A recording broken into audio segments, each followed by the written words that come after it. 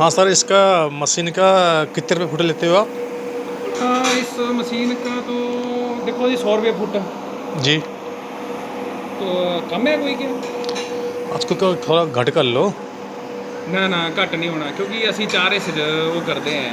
जी पहला हिस्सा गोतरे का, दूजा मल्होत्रे का, जी ते तीजा मशीन का, जी ते लास्ट रह गया मेरा। जी। असी बराबर बराबर करते काम, ये दो ही करते, अच्छा गोतरा मल्होत्रा ते मशीन।